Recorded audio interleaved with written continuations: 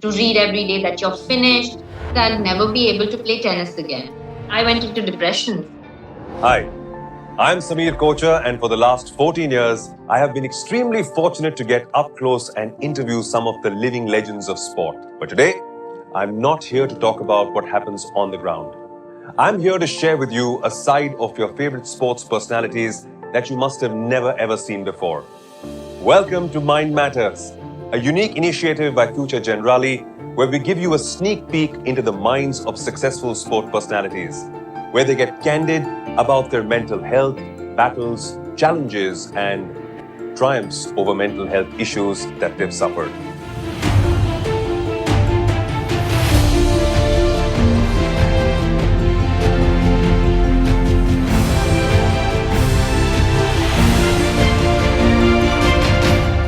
Our guest for today is the first Indian woman to not only win a singles WTA tour, but also a Grand Slam doubles title. She has kicked off her 2020 comeback by lifting her 42nd doubles crown post-motherhood with the same zest for the game. The winner of the prestigious titles such as the Padma Bhushan, the Rajiv Gandhi Khel Ratna, this gritty performer is here to address the stigmas attached to mental health issues and talk about her struggles and how she overcame them. We welcome the rock-solid Sania Mirza. Hi Sania, first of all, how's it going? Very well, thank you. It's been quite an infuriating time, a time we've all struggled with this COVID madness, being locked away. How was this period for you and how did you deal with it? For the first 7 months, I think it was really hard because my son and I were stuck in a different country and my husband was stuck in a different country. I mean, I think in a relationship, it's okay if you don't see your husband or your partner. But I think that for a child not to be able to see his father and vice versa was very, very difficult for me to watch as well and for them as well. But just talking about the entire pandemic, and there's so many people who've gone through such turbulent times. A lot of people have at least started talking about the fact that they are feeling uneasy. Yeah, most definitely. I definitely think so. And I just think that it's made us very self-aware of sort of our inner self. I can put myself in that position and say, you know what, I was chasing my dreams. I want to win this and then I want to become number one. And what after you become number one? And then you sort of don't take a breath and sort of take a seat and say, why don't I take a minute and actually enjoy everything that I have already achieved? And I think that we all got that minute, right? To sort of course, embrace the good things and everything, but also reflect on the things that were not making us happy. Yeah. It's when you're sitting in a room by yourself, alone, when you're sleeping, that's when it matters how well you go to sleep. That's when it matters if you're happy. Yeah. And I think we all got that. And I'm so glad that we're having this conversation now. Have you ever in your life had a moment where you felt a sense of anxiety, a sense of, uneasiness, and you were not at mental peace? Yeah, I mean, a bunch of times, not just tennis wise, but also out of the court because of that, because I think many times we rely so much on our career to bring happiness into our lives. We kind of forget that career is only a part of our life. It's not really our life. Yeah. At 34, it's a lot clearer in my mind. Yeah. But at 20, there were a lot of incidents where I honestly, felt that I don't think that I can do this.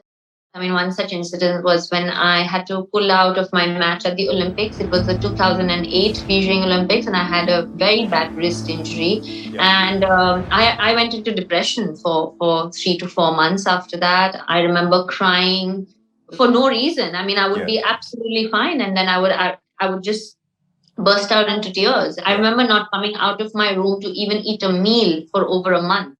So when you were going through that state of depression, if you could just dwell a little more on how you felt at that time. Well, I felt that I'd never be able to play tennis again. I'm a bit of a control freak. So for me, not being able to do something not on my terms was very difficult to sort of digest. I mean, if I didn't want to play tennis and I said, I don't want to play tennis today, it would be fine. Yeah. But the fact that it wasn't my decision, the fact that I was being forced into not being able to do what I love or what I do was really like bothering me. And it's a lot for anybody at any age, but for a 20-year-old, to handle that kind of pressure, to handle that kind of emotion, and to read every day that you're finished and you're never going to come back, to not knowing if you'll ever be able to compete at another Olympics again. Yeah. Put into contest, my wrist was so bad that I wasn't able to comb my hair. Like I had lost complete motion and I needed surgery. And actually, after the surgery, it got worse. So it was a very complicated sort of thing that was happening. And I was like, I've let myself down, I've let my family down, I've let my country down. I mean, because I had to pull out of the Olympics. So, there's a lot of pressure. I needed somebody to tell me that that's not what you're doing. You're just trying to be healthy again. You're trying to do what's best for you. What made you come back and say, listen, I got to continue, I got to go on? Well, my family, for one, they sort of helped me see the right direction, and I got the help that I needed. Yeah. I came back from that a year later. I think, I didn't play tennis for a good 6-8 months. And then after I finally sort of came out of that hole, so to say, that was the year of Commonwealth Games that happened in India. And I happened to win 2 medals at that Commonwealth Games. So that goes to show you that when you're mentally in the right space, your success sort of follows. A lot of people, choose to not deal with it. Have you, in your personal or professional sport career, ever been guilty of just, avoiding it and saying that I'm ignoring my mental health right now, it'll get okay later? No, because I couldn't afford to.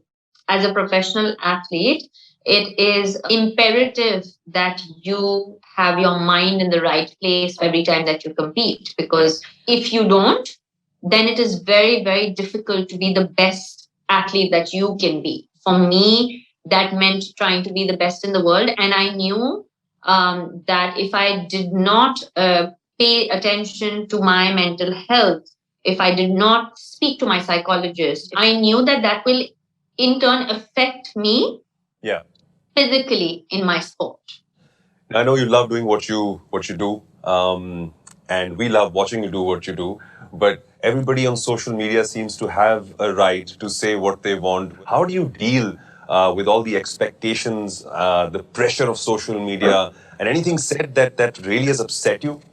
I mean, I'm sure, there's been a lot said that has upset me. Today, I've reached a stage in my life where acknowledging that hatred is not something that I do. I don't believe that we need that negativity in our lives. Yeah. But I definitely didn't know how to deal with that 15 years ago. I'll tell you that. I think that you want to know what people are saying about you. Yeah. You're new to fame. You're new to all that. And it does affect you. And I strongly recommend that people need to not take social media seriously, the good and the bad. Yeah. You have to take it with a pinch of salt, not even a pinch, like I say. That's why I don't take social media seriously anymore, I have to say. What price have you had to pay as a female sporting star in India? I was playing tennis. I was from Hyderabad, came from a middle-class Muslim family. I mean, there were a lot of things that I was against the odds, so to say. There was the everyday stuff of who's going to marry her. There was the everyday stuff of shorts pehn ke khelegi, ye to ladko ke kaam hai. There was the everyday, that was the initial struggle that happened. Later on, it was the question asked, oh, what do you think, she's actually going to play Wimbledon? Do you think that she's going to win Wimbledon? I mean, it's never happened before. What makes you think your daughter is going to do that? Those are the questions my parents were asked. We were playing on courts made out of cow dung, and I don't blame them for asking. We were literally playing on courts made out of crap. Wow. We used to take tetanus injections and practice because that was the only way to practice. And then trying to break that barrier of saying that a woman can choose sport as their career. Yeah. It doesn't need to be only a boy's thing or a man's thing to do. A woman can make a career out of it, can earn money from it, can be independent with it. And it can be a career that is chosen just the way you choose to be a teacher or a doctor or a lawyer or whatever else you want to be. I'm so, so proud that now today we have got at least 10 female athletes that we can name that are household names. I got to ask you, what is some advice you'd give to a person who's going through mental illness? What would you say to them? Acknowledge it. Yeah. And ask for help.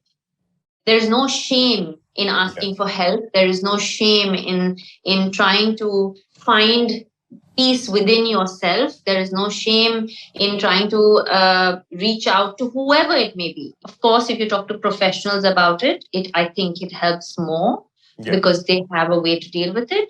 So it's much recommended, of course, to talk to professionals. But if you can't, then talk to someone who you're close to and get that help. Because I think the first step towards being cured with anything is acknowledgement of the problem. You have to acknowledge. Well, you heard us say it. Reach out for help the second you feel that you can't handle an emotion or a feeling. We're going to reach out now to these cue cards of mine, Sania. We got a quick rapid fire game for you. This is Mind Matters Timeout with Sania Mirza. Here we go. Ready for it?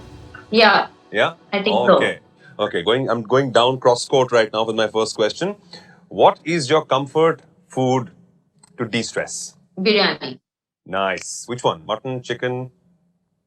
Anything. Any biryani. All right. Any kind of biryani. Any kind of biryani. I like biryani too. Okay. A song that immediately brightens your mood.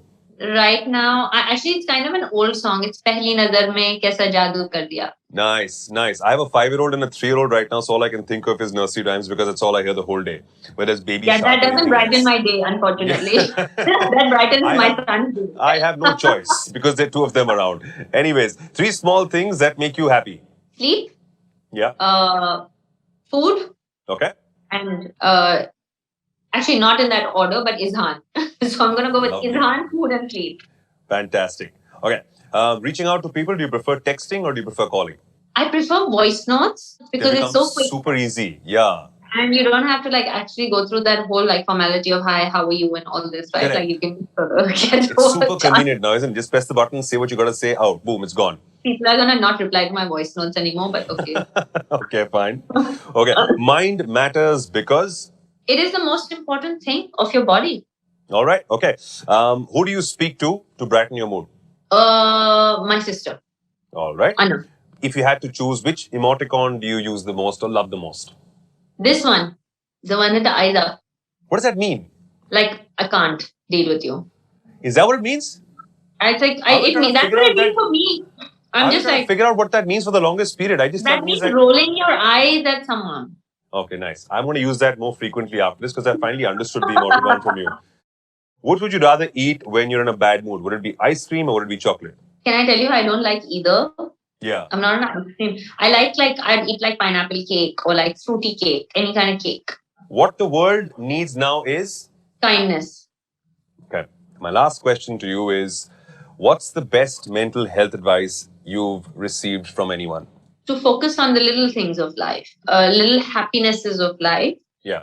Because I think we tend to talk and focus our energies way too much on large things, living in large houses, getting big cars and expensive things and buying bags and shoes. But we don't sort of focus on having your entire family over for dinner one night where you're able to sit together for a meal, which doesn't happen often. And I think that's a piece of advice that I really take with me.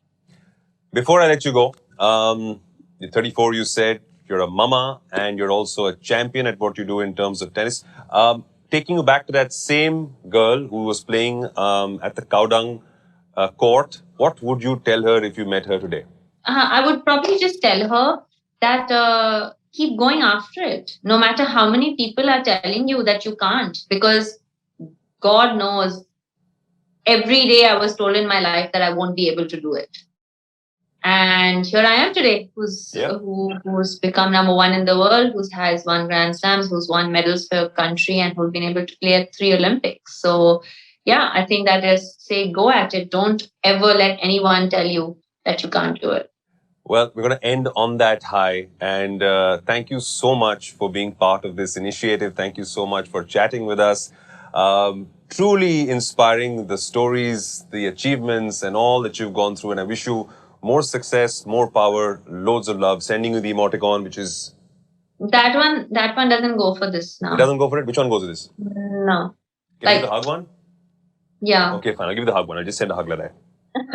Okay. Okay. See you. Thank you. Bye. Bye. Thank you. Thanks. Well, that was Sania Mirza and her journey to improve her mental health. Why should we shy away from talking about our mental health, thinking that we will be judged for doing so? Let's talk about it, as it's the first step to getting better. You may be working in a corporate job, or you can be a student or a housewife or even an entrepreneur. It's time all of us look at health as being both physical and mental. And seek help if you don't feel 100% healthy. Now, there are toll-free helplines, apps on the phone, there are counselors, doctors who are there waiting to help you get better. And then there are brands like Future Generali that are at the forefront of creating awareness about mental health. They have a specially curated section on their websites which has content and resources around understanding signs of mental health illnesses like depression, anxiety, insomnia, etc. Also resources that can help one manage and deal with them. Future Generali has launched the Health Total Insurance Plan that covers your mental and physical health because mental illness can weigh in on both your emotional and financial facets. You can log on to general.futuregenerali.in/mindmatters or click on the link in the description to know more. Stay tuned for our next episode on Future Generali Mind Matters.